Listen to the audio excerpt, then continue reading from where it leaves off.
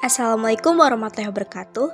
Selamat datang di video saya yang akan membahas mengenai praktikum alat peraga neraca Kartesius yang disusun untuk memenuhi tugas mata kuliah pendidikan IPA SD dengan dosen pengampu Ibu Sri Sulestarini dan juga Ibu Dewi Nilamtias.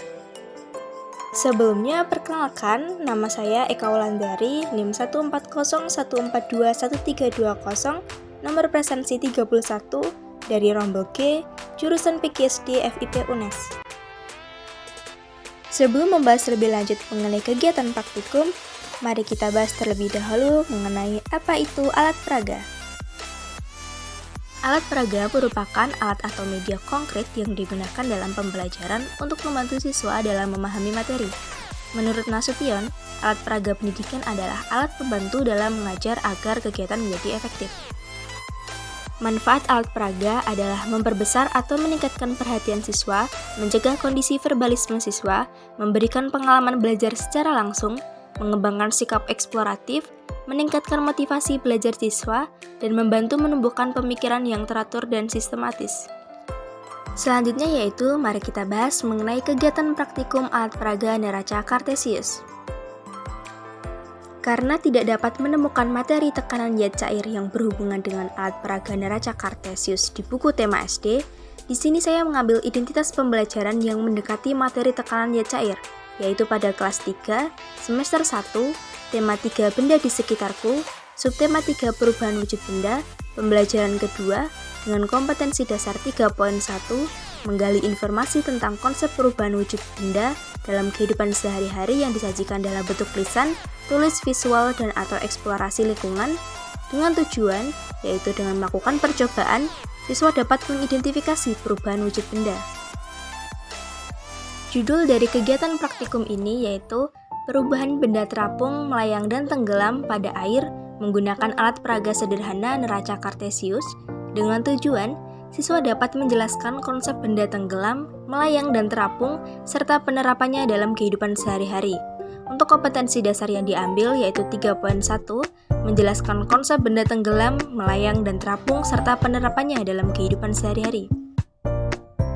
Dasar teorinya, hukum Archimedes adalah hukum yang menyatakan bahwa setiap benda yang sebagian atau seluruhnya terendam dalam zat cair atau sebagian zat cair mempunyai gaya dorong ke atas pada benda tersebut, atau yang sering disebut dengan gaya apung.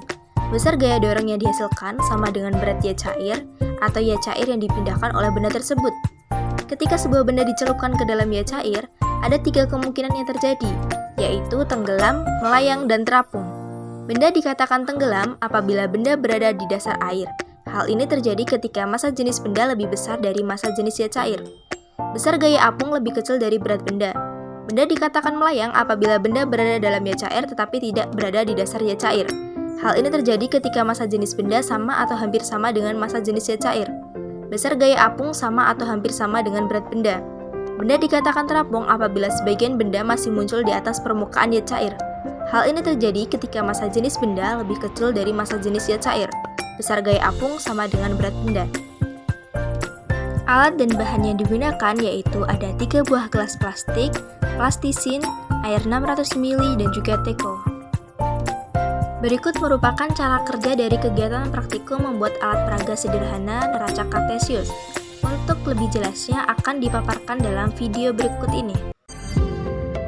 Berikut merupakan langkah-langkah cara membuat alat peraga sederhana neraca Kartesius. Yang pertama, kita siapkan alat dan bahan terlebih dahulu. Di sini terdapat plastisin, kemudian terdapat 3 gelas plastik yang sudah kita beri label gelas 1, gelas 2, dan gelas 3. Kemudian terdapat air 600 ml dan juga tempat air atau di sini kita sebut dengan porong. Selanjutnya, yang kedua, kita bentuk plastisin ini menjadi 3 bentuk, yaitu bentuk bola pejal, bentuk bulat pipih berongga, dan yang ketiga bentuk bulat pipih.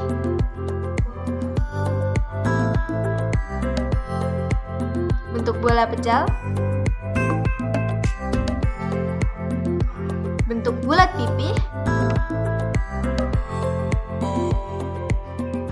bentuk bulat pipih berongga. Langkah yang ketiga, gelas plastik ini kita beri air sebanyak 200 ml air. gelas 1, gelas 2, dan gelas 3.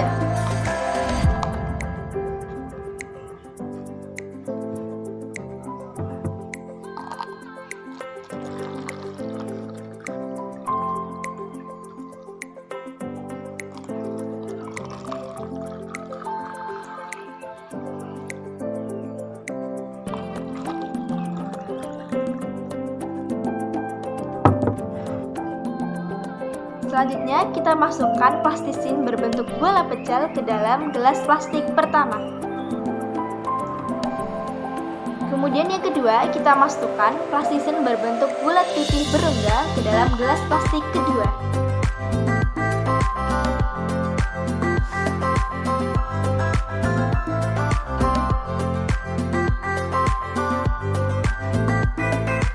Kemudian yang ketiga, kita masukkan plastisin berbentuk bulat pipih ke dalam gelas plastik ketiga.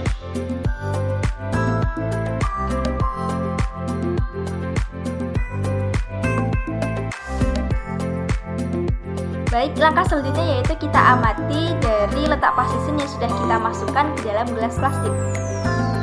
Di sini dapat diketahui pada plastisin berbentuk bulat pecel yang kita masukkan ke dalam gelas plastik pertama, letak dari plastisin tersebut berada di bawah atau tenggelam.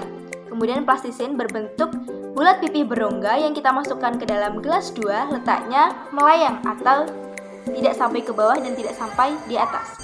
Kemudian pada plastisin yang ketiga yaitu bulat pipih kita masukkan ke dalam gelas plastik ketiga, terlihat bahwasanya plastisin letaknya adalah mengapung atau terapung berada di atas permukaan air. Kemudian hasil pengamatan dari kegiatan praktikum yang telah dilakukan seperti yang disampaikan tadi adalah pada gelas 1 yang dimasukkan plastisin berbentuk bola pecel, maka posisi plastisin yaitu tenggelam di dalam air. Kemudian pada gelas 2 ketika dimasukkan plastisin berbentuk bulat pipih berongga, keadaan plastisin di dalam air yaitu melayang. Kemudian pada gelas ketiga ketika dimasukkan plastisin berbentuk bulat pipih, maka posisi plastisin yaitu mengapung. Pembahasan dari hasil kegiatan praktikum adalah plastisin bentuk bola pecel akan tenggelam setelah dimasukkan ke dalam air karena tidak ada rongga udara di dalamnya sehingga tidak memiliki pengapung. Kemudian pada keadaan tenggelam, berat benda di dalam cairan lebih besar dibandingkan gaya ke atas oleh cairan atau massa jenis benda itu kurang dari berat benda. Kemudian plastisin bentuk pipih berongga akan melayang di dalam air karena memiliki celah rongga udara di tengah.